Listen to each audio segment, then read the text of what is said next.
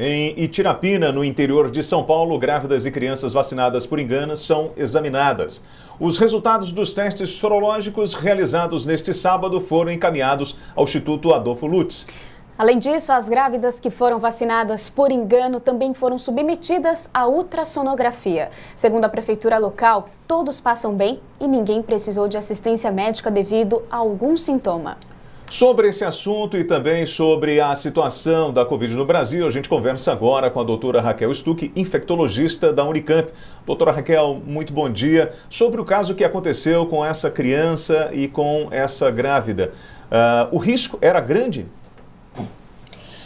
Olá, bom dia William, bom dia Aline, bom dia a todos que nos acompanham aqui no Jornal da Manhã. Bom dia. Em relação às gestantes, felizmente elas foram vacinadas. Claro que não era um erro para ser cometido, isso deve nos deixar de alerta em relação às equipes de vacinação.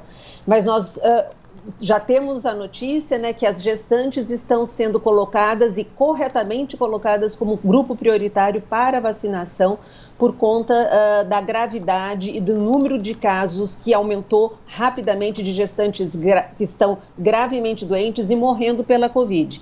Então, William, nós não temos preocupação, já existe recomendação de vacinação da gestante contra a Covid, né? O que elas devem, inclusive, é receber a segunda dose no prazo oportuno. A preocupação talvez seja em relação maior às crianças, porque nós não temos nas crianças um estudo que avalie segurança e eficácia. Agora, as duas vacinas são vacinas de vírus morto. Então, não, assim, a expectativa é que não tenha nenhuma preocupação, nenhum problema em relação à reação, né, adversa aí da aplicação inadvertida dessas vacinas.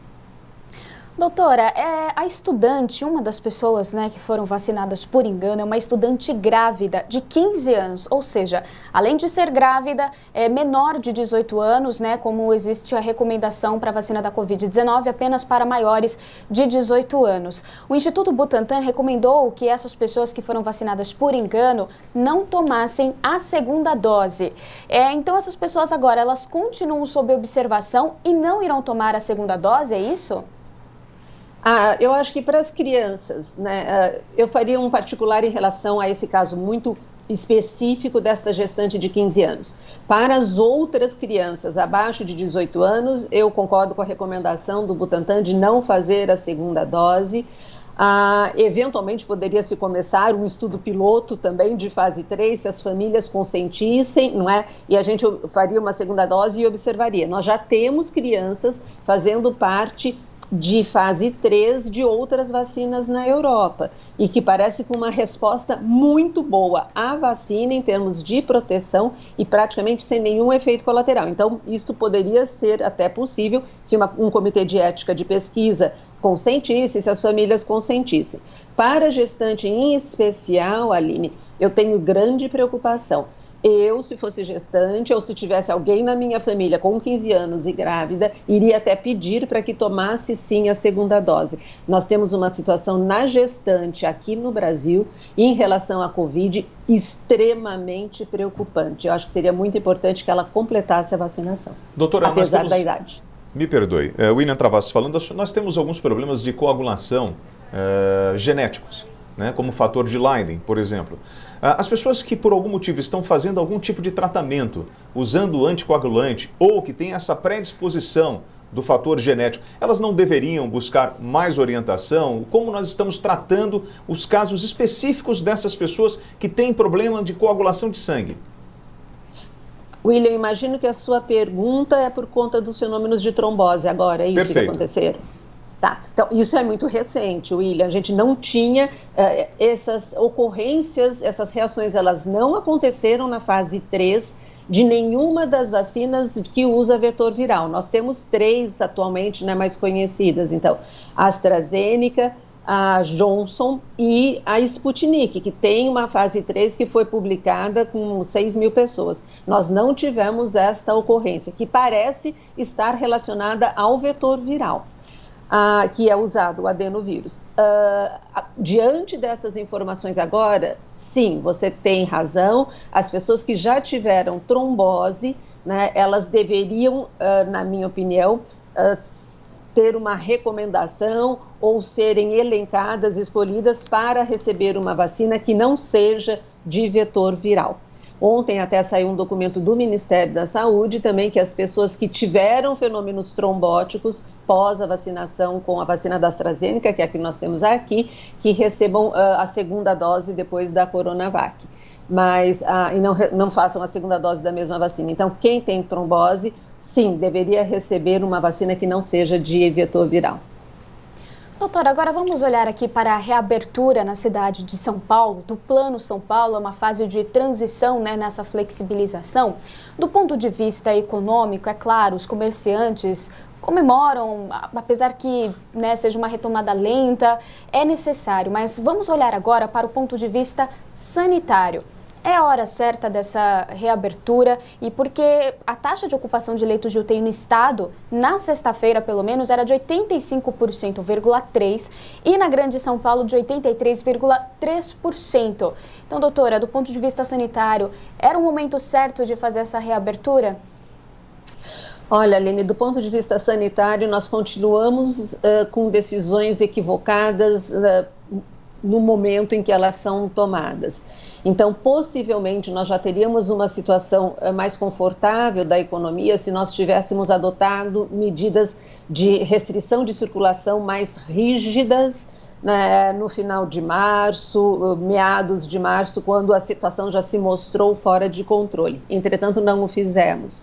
Neste momento agora, com essa, também acho equivocada e precipitada essa decisão do governo do estado de São Paulo, por mais que eu considere, eu já conversei isso com vocês em outros momentos, né, a minha preocupação particular em relação à economia, mas neste momento, onde nós estamos caminhando também para o pior abril de nossas vidas, como diz a doutora Margarete, nós, talvez uma semana a mais, 5 dias a mais, fossem o ideal para que a gente pudesse ter alguma segurança na análise se realmente o número de casos estão diminuindo, se a gente consegue ter uma menor taxa de ocupação de leitos, né, tanto de enfermaria quanto de UTI, para poder ter alguma segurança que a gente não vai ter daqui 10 dias um repique de novo do aumento do número de casos, sem ter uma estrutura hospitalar para atender esses pacientes. Eu achei precipitada, sim, e muito preocupante esta decisão desta semana no governo do estado de São Paulo. Doutora Raquel, ainda falando sobre essa flexibilização, nós conversamos ainda há pouco com o presidente da Abracel, da Associação Brasileira de Bares e Restaurantes, que é o Percival Maricato, e ele fez uma provocação ao governo, falando que os restaurantes, eles cumprem as medidas da vigilância sanitária, uso de álcool em gel, shield, tapete com substâncias para a higienização dos pés, e fizeram até um investimento muito alto em relação a isso. Por outro lado, você tem os transporte público sem nenhum tipo de cuidado e funcionando tranquilamente pelo estado de São Paulo, e com a flexibilização o número de pessoas vai aumentar nesse tipo de transporte. Então, por que o restaurante não pode funcionar e por que o transporte público não sofre uma intervenção mais séria? Essa é uma excelente pergunta. Assim, eu acho que o transporte público, nós fizemos, os gestores públicos, né, não têm olhar ou fingem, eles colocam uma venda nos olhos para não enxergar este problema, que durante toda a pandemia, neste um ano, foi, sem dúvida nenhuma, um local de muita transmissão da Covid. Eu não tenho dúvidas nisso, e nada foi feito. A gente não viu em nenhum local, né, nem nas cidades menores, uma atitude de que pudesse ter no transporte público, né, só um transporte mesmo para as pessoas de áreas essenciais, né, irem e virem do trabalho para suas casas, e é um foco muito importante de transmissão. E nada foi feito em relação a isso. Em relação aos restaurantes, eu tenho alguns comentários, restaurantes e shoppings, quer dizer, se é para decidir, talvez por reabrir, um horário menor, eu acho que isso é ruim. Eu tenho certeza que teremos filas hoje de entrada, né, nos centros comerciais, aí para as pessoas ávidas, porque precisam ir. Então, diluir no horário é melhor para a economia, já que opta por abrir, e você dilui o número de pessoas também, né, e consegue circular melhor, se o objetivo é tentar resgatar um pouco da economia. Em relação aos restaurantes, desde que atendam, né, realmente, né, todas as exigências dos protocolos, mas eles ainda têm, William, que trabalhar com o restaurante bar, realmente ele é mais penalizado porque ele também é um local importante de transmissão. Então eu não posso ter, o percentual de pessoas tem que ser mais reduzido. Por quê? Porque as pessoas vão ficar num ambiente normalmente sem circulação, né, sem ventilação natural, por um período de tempo maior e sem máscara, que é o período que elas vão estar comendo e bebendo. E isto é, né, local fechado, sem máscara, falando mais alto, né, porque a gente fala mais alto, a hora que está comendo, está bebendo, as pessoas à distância das cadeiras, eu vou transmitir mais. Então, uma redução do contingente, né, do percentual das pessoas nos bares e restaurantes, ele ainda é necessário. Agora, este contraponto de restaurante, se o transporte público pode, não é, adiar o restaurante, também não faz sentido, talvez com uma capacidade menor e aumentando, pelo menos no período da noite, talvez, ou o horário de almoço estendido, para que possa ter uma perda menor em relação da economia mesmo e da subsistência de todos eles. Se bem que eu volto a dizer que acho que não era esta semana o momento ideal. Doutora Raquel Stuck, eu agradeço mais uma vez a sua participação aqui no Jornal da Manhã, trazendo à tona essa discussão que é importante mesmo um ano após a pandemia. Nós ainda estamos engateando em alguns problemas sérios como esse do transporte público. Doutora, que é infectologista da Unicamp, muito bom dia. Bom dia para vocês, um ótimo domingo para todos, cuidem-se, saúde para todos nós.